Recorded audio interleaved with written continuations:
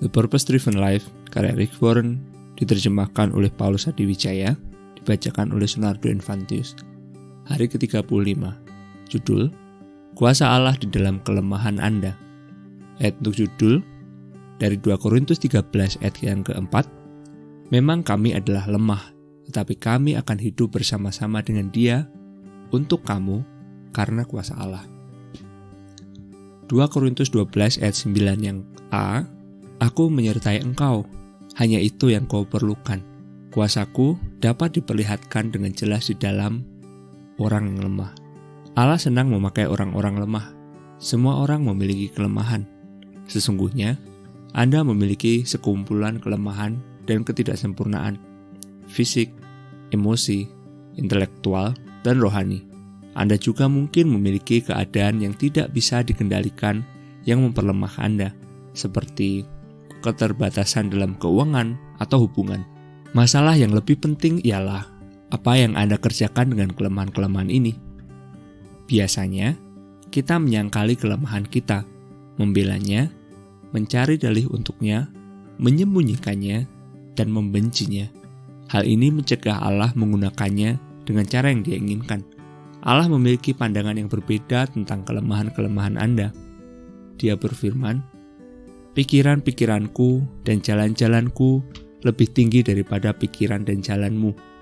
Karena itu, Dia sering bertindak dengan cara-cara yang sangat bertentangan dengan apa yang kita harapkan. Kita mengira bahwa Allah hanya ingin memakai kekuatan-kekuatan kita, padahal Dia juga ingin menggunakan kelemahan-kelemahan kita bagi kemuliaannya.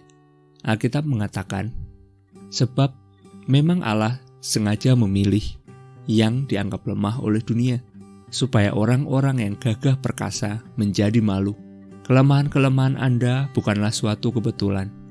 Allah dengan sengaja mengizinkannya ada di dalam kehidupan Anda dengan tujuan untuk menunjukkan kuasa-Nya melalui Anda. Allah tidak pernah terkesan dengan kekuatan atau kemampuan untuk mencukupi diri sendiri. Sesungguhnya, Dia tertarik kepada orang-orang yang lemah dan yang mengakui kelemahan mereka. Yesus menganggap pengakuan akan kebutuhan kita ini sebagai miskin di hadapan Allah. Inilah sikap yang pertama yang Dia berkati. Alkitab dipenuhi dengan contoh-contoh tentang bagaimana Allah senang memakai orang-orang biasa yang tidak sempurna untuk melakukan hal-hal yang luar biasa, walaupun mereka mempunyai berbagai kelemahan. Jika Allah hanya memakai orang-orang yang sempurna, tidak akan pernah ada yang diselesaikan, karena tidak seorang pun dari kita yang tanpa kelemahan. Bahwa Allah memakai orang-orang yang tidak sempurna adalah berita yang menguatkan bagi kita semua. Sebuah kelemahan atau duri, sebagaimana Paulus menyebutnya, bukanlah dosa atau kejahatan atau cacat karakter yang bisa Anda ubah, seperti makan berlebihan atau ketidaksabaran. Sebuah kelemahan ialah suatu keterbatasan yang Anda warisi atau tidak punya kuasa untuk mengubahnya. Itu bisa merupakan suatu keterbatasan fisik seperti cacat, penyakit kronis, tenaga yang lemah secara alami. Bisa juga suatu keterbatasan emosional seperti trauma, ingatan yang menyakitkan, keanehan kepribadian, atau temperamen bawaan. Atau bisa pula merupakan suatu keterbatasan bakat atau kecerdasan. Tidak semua kita merupakan orang-orang yang sangat cemerlang atau berbakat. Bila Anda mengingat keterbatasan di dalam kehidupan Anda itu, Anda mulai tergoda untuk menyimpulkan, Allah tidak pernah bisa memakaiku. Tetapi Allah tidak pernah dibatasi oleh berbagai keterbatasan kita. Sebetulnya, Allah senang menaruh kekuasaannya yang besar ke dalam bejana-bejana biasa. Alkitab mengatakan, tetapi harta rohani yang indah itu kami bawa pada diri kami yang tidak berharga ini, yang dibuat dari tanah. Dengan demikian, nyatalah bahwa kebesaran kuasa itu terletak pada Allah dan bukan pada kami. Seperti keramik biasa, kita mudah retak dan cacat serta pecah. Tetapi Allah akan memakai kita jika kita mengizinkannya bekerja melalui kelemahan-kelemahan kita. Supaya hal tersebut terjadi, kita harus mengikuti teladan Paulus. Akuilah kelemahan-kelemahan Anda. Akuilah ketidaksempurnaan Anda. Berhentilah berpura-pura memiliki semuanya dan jujurlah tentang diri Anda sendiri. Daripada hidup dalam penyangkalan atau membuat alasan-alasan, ambillah waktu untuk mengenali kelemahan-kelemahan pribadi Anda. Anda bisa membuat daftar kelemahan-kelemahan tersebut. 2 pengakuan terkenal di dalam Perjanjian Baru menggambarkan apa yang kita butuhkan untuk kehidupan yang sehat. Yang pertama ialah pengakuan Petrus yang berkata kepada Yesus, "Engkau adalah Mesias, Anak Allah yang hidup." Pengakuan kedua adalah pernyataan Paulus yang berkata kepada para penyembah berhala, "Kami ini adalah manusia biasa sama seperti kamu." Jika Anda ingin agar Allah memakai Anda harus mengenal siapa Allah dan mengenal siapa Anda. Banyak orang Kristen, khususnya para pemimpin, melupakan kebenaran kedua itu, bahwa kita hanyalah manusia. Jika dibutuhkan suatu krisis untuk membuat Anda mengakuinya, Allah tidak akan ragu-ragu untuk mengizinkan krisis itu terjadi karena Dia mengasihi Anda.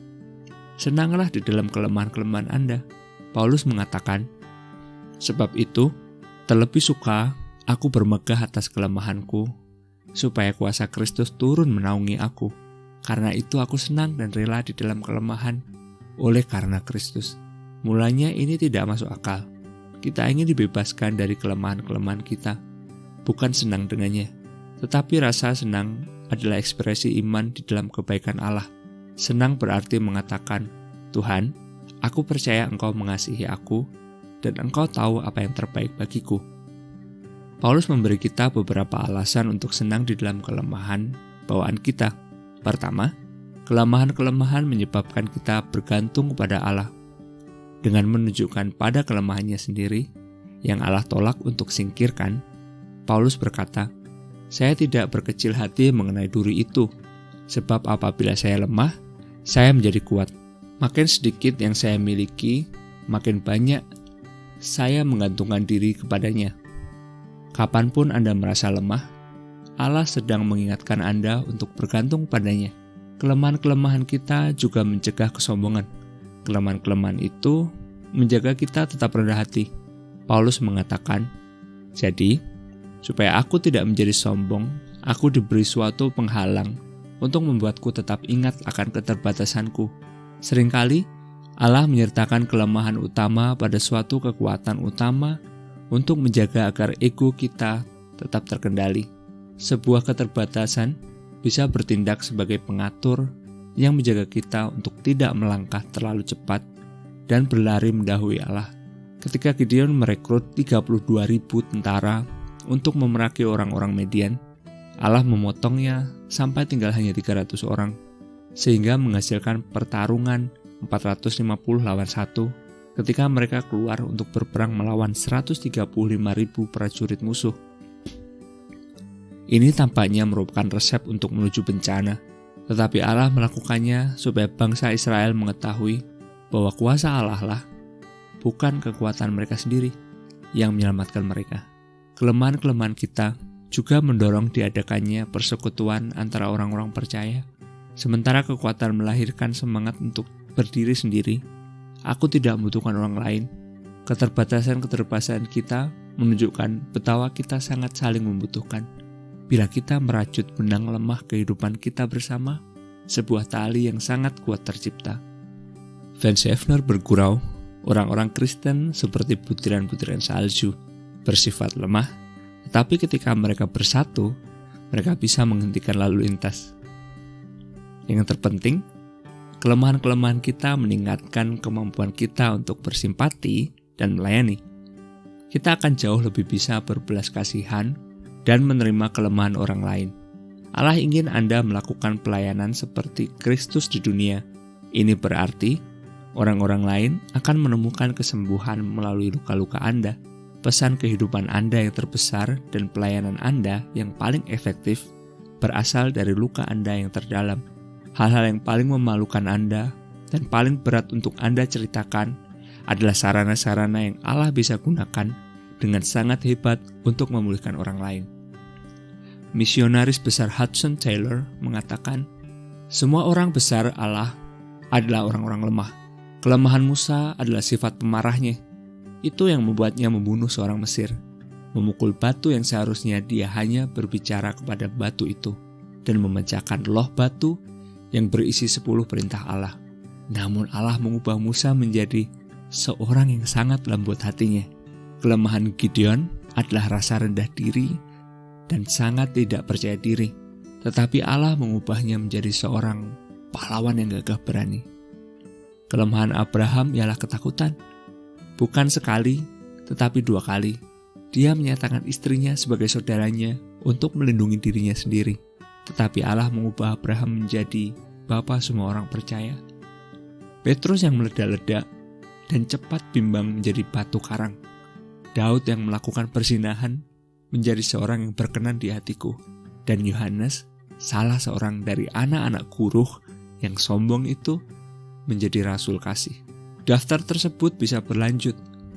Akan makan waktu terlalu lama untuk menuliskan cerita-cerita tentang iman, Barak, Simson, Yefta, Daud, Samuel, dan semua nabi. Kelemahan-kelemahan mereka telah diubah menjadi kekuatan. Allah ahli dalam mengubah kelemahan menjadi kekuatan. Dia ingin mengambil kelemahan terbesar Anda dan mengubahnya. Ceritakanlah dengan jujur kelemahan-kelemahan Anda. Pelayanan diawali dengan keterbukaan. Semakin Anda meruntuhkan penjagaan Anda, menyingkapkan topeng Anda, dan menceritakan pergumulan-pergumulan Anda, Allah semakin mampu memakai Anda untuk melayani orang lain. Paulus memberikan contoh keterbukaan di dalam semua suratnya. Dia secara terus terang menceritakan kegagalan-kegagalannya, sebab bukan apa yang aku kehendaki, yaitu yang baik, yang aku perbuat, melainkan apa yang tidak aku kehendaki, yaitu yang jahat yang aku perbuat. Perasaan-perasaannya, segala yang saya rasakan telah saya kemukakan pada saudara. Keputusannya, penderitaan yang kami tanggung itu terlalu berat menekan kami, sehingga kami sudah tidak mengharap lagi akan hidup. Ketakutan-ketakutannya, Allah juga telah datang kepadamu dalam kelemahan dan dengan sangat takut dan getar. Tentu saja, keterbukaan berisiko. Mengurangi pertahanan Anda dan membuka kehidupan Anda pada orang lain bisa menakutkan. Ketika Anda mengungkapkan berbagai kegagalan, perasaan, keputusasaan, dan ketakutan Anda, risikonya adalah Anda ditolak. Tetapi keuntungannya sebanding dengan risikonya. Keterbukaan memerdekakan secara emosi. Membuka diri membuat tekanan berkurang. Kecemasan-kecemasan Anda hilang, dan merupakan langkah pertama menuju kemerdekaan. Kita telah melihat bahwa Allah memberi kasih karunia kepada orang-orang yang rendah hati, tetapi banyak orang salah paham mengenai kerendahan hati. Kerendahan hati bukanlah merendahkan diri Anda atau menyangkali kekuatan Anda, melainkan jujur tentang kelemahan-kelemahan Anda. Semakin jujur Anda, semakin banyak kasih karunia Allah yang Anda dapatkan. Anda juga akan menerima anugerah dari orang lain. Keterbukaan adalah sifat yang membuat orang lain disukai. Kita secara alamiah tertarik kepada orang-orang yang rendah hati. Sifat suka berkata yang muluk-muluk menimbulkan rasa tidak senang. Tetapi otentisitas membuat orang tertarik, dan keterbukaan adalah jalan menuju keakraban. Karena itulah Allah ingin memakai kelemahan-kelemahan Anda, bukan hanya kekuatan-kekuatan Anda. Jika yang orang lihat hanyalah kekuatan-kekuatan Anda, mereka menjadi patah semangat dan berpikir, ya baik baginya, tetapi aku tidak akan pernah bisa melakukan itu. Tetapi ketika mereka melihat Allah yang memakai Anda di balik kelemahan-kelemahan Anda, hal tersebut mendorong mereka untuk berpikir, mungkin Allah bisa memakaiku. Kekuatan-kekuatan kita menimbulkan persaingan, tetapi kelemahan-kelemahan kita menciptakan komunitas. Pada satu titik dalam kehidupan Anda harus memutuskan apakah Anda ingin mengesankan bagi orang atau memengaruhi orang. Anda bisa mengesankan bagi orang dari kejauhan, tetapi Anda harus berada dekat untuk mempengaruhi mereka. Dan ketika Anda melakukan itu, mereka akan mampu melihat kelemahan-kelemahan Anda. Tidak apa-apa. Sifat yang paling penting untuk kepemimpinan bukanlah kesempurnaan, melainkan kredibilitas. Orang harus bisa mempercayai Anda. Kalau tidak, mereka tidak akan mengikuti Anda. Bagaimana Anda membangun kredibilitas? Bukan dengan berpura-pura sempurna, tetapi dengan bersifat jujur. Kemuliaan di dalam kelemahan-kelemahan Anda. Paulus mengatakan, "Saya hanya akan membanggakan betapa lemahnya saya dan betapa besarnya Allah yang menggunakan kelemahan-kelemahan seperti itu bagi kemuliaannya.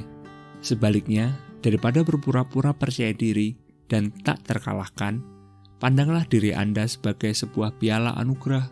Pada saat iblis menunjukkan kelemahan-kelemahan Anda, setujulah dengannya dan penuhi hati Anda dengan pujian kepada Yesus yang memahami setiap kelemahan kita, dan kepada Roh Kudus yang membantu kita dalam kelemahan kita.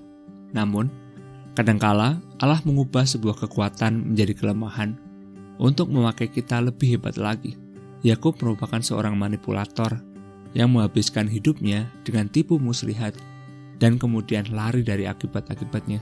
Suatu malam, dia bergumul dengan Allah dan berkata, "Aku tidak akan membiarkan engkau pergi jika engkau tidak memberkati aku." Allah berkata, "Baiklah." Tetapi kemudian dia memukul sendi pangkal paha Yakub sehingga terpelecok. Apa maknanya? Allah menyentuh kekuatan Yakub. Otot paha merupakan yang terkuat di dalam tubuh dan mengubahnya menjadi kelemahan.